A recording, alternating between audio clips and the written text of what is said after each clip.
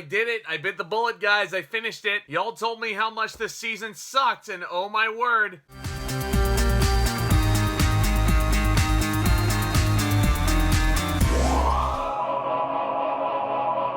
I'm a man who sticks by his word. Game of Thrones Season 8, let's talk about it. This is honestly a video I've been dreading coming to, mainly because so many of you have told me so many incredibly horrible things about this season. The hardcore fans were so disappointed of how this season wrapped up. There were so many story elements that people just could not wrap their heads around. And there were certainly a lot of things about Season 8 that bothered me, but guess what? I did not think this season was a complete dumpster fire. I know.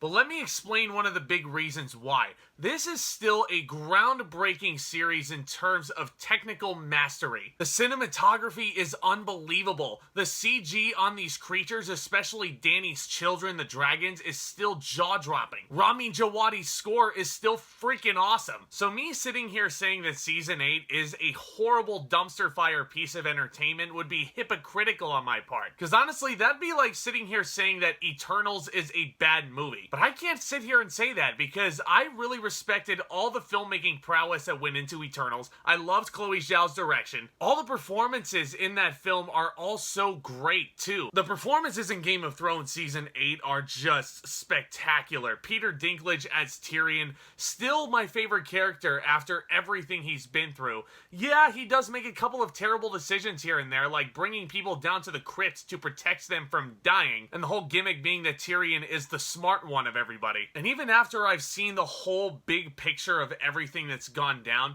I think Tyrion is still undisputedly my favorite character. Easily his best work as far as I see it. I thought he was magnificent the entire way through, Season 8 being no exception. Kit Harington and Emilia Clarke have a lot of interesting character work to sink their teeth into in Season 8. Maisie Williams really stole the show for me here. She was such a badass. But that's gonna bring me to all of my story issues with Game of Thrones Season 8, and that's really all it boils down to. I think the reason why people hate Season 8 so much is how it wraps up. And honestly, I think those people are well warranted in those opinions because these writers make a lot of head-scratching decisions. First of all, featuring Arya herself. Now, you might remember in Season 6, there was a whole arc where Arya goes deep into the catacombs. I don't know where she actually went, but she gets this Mission Impossible-esque ability to steal people's faces. And she uses these abilities really well in Season 7, especially killing all the people responsible for the Red Wedding. But Season 8, there is no sign of that ability anywhere whatsoever. And that stunned me, especially seeing as Arya was the one who killed the Night King in the Long Night. Which, just a side note, the Long Night is my favorite episode in this season. It is just such a freaking epic battle of such amazing proportions. The Army of the Dead coming in, and this is their big send-off. I don't think it's up there with the Battle of the Bastards or anything like that, but this was certainly a very, very fun battle to watch. And I've been hearing a lot of people saying that the Night King's death and his exit wasn't really the most ceremonious, but you gotta remember that this is a villain that was introduced late into the series, so I wasn't really expecting a big, grandiose departure for him, as badass as this character is. Because honestly, I think Arya killing him just only solidified her badass status. Yeah, him being distracted by Bran the Broken was kind of lame, but I mean, aside from that, I think Arya killing him in the end was really, really cool. I think there was a missed opportunity there, though. I think she could have very easily disguised herself and done the Mission Impossible-esque ability that she gained and actually tie that in. But no, she doesn't use it at all in Season 8. Which is just so bizarre. And instead, she's introduced to this blacksmith character and she starts a blossoming romance with him.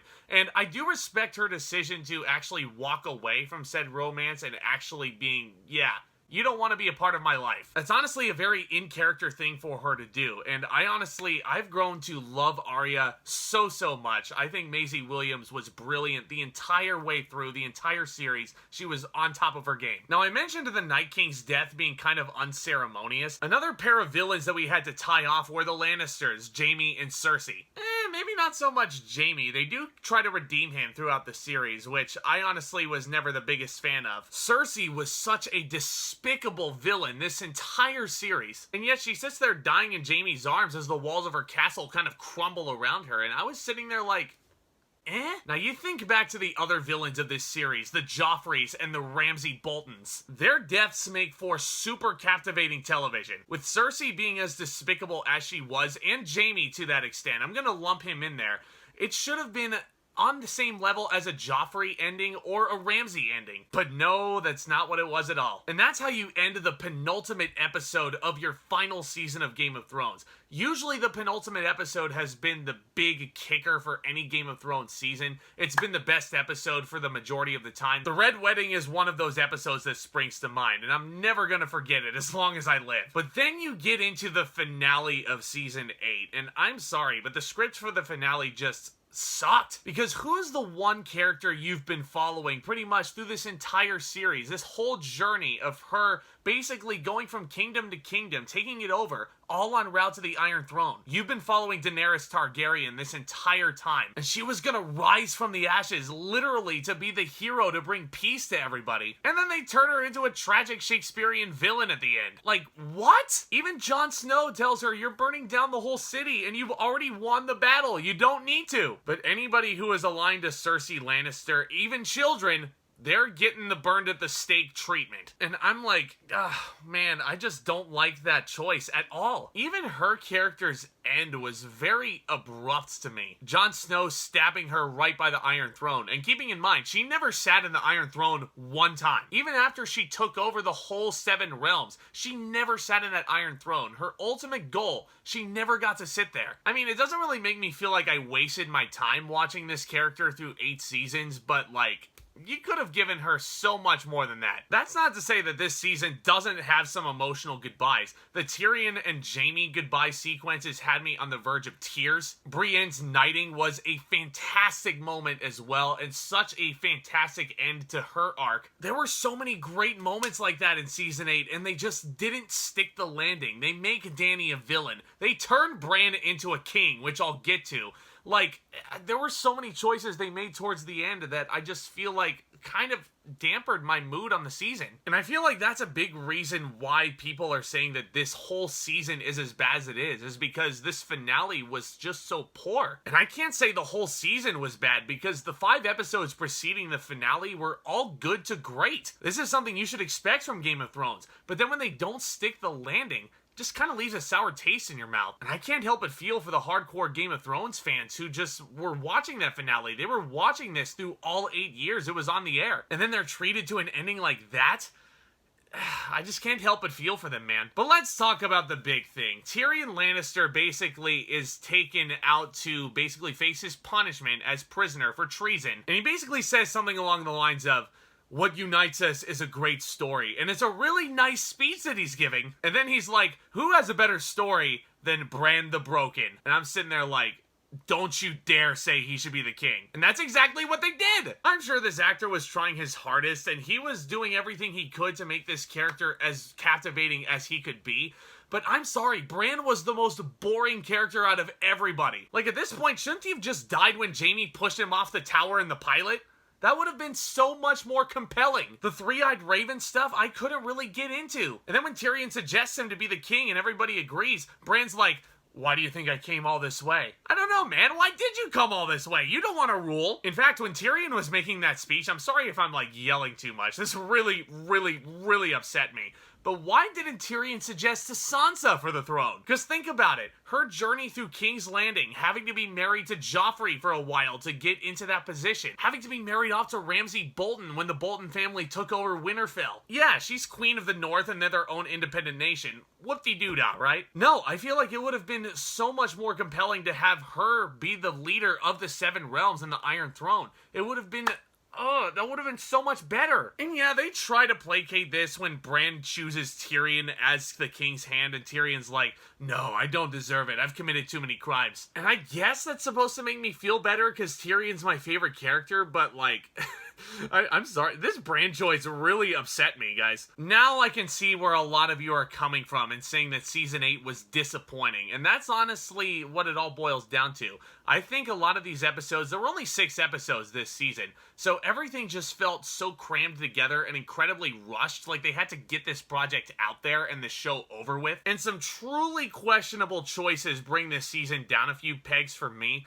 But this does not take away from how groundbreaking this show truly was. So much so that we're getting a prequel series which premiered last Sunday, House of the Dragon. I have not watched that yet. I'm planning on it. And we're also getting a sequel series starring Jon Snow. So I can't exactly say that season 8 is downright horrible. Easily the worst season of the bunch, just because of that finale bringing it down so low on the totem pole. But nevertheless, great performances, great production value, just not really sticking the landing, unfortunately. I'm going to give Game of Thrones season 8 a B-. I realize that grade might be way too high for a lot of you guys, but I mean, the production value is too good. I'm sorry, I can't put it below a B-.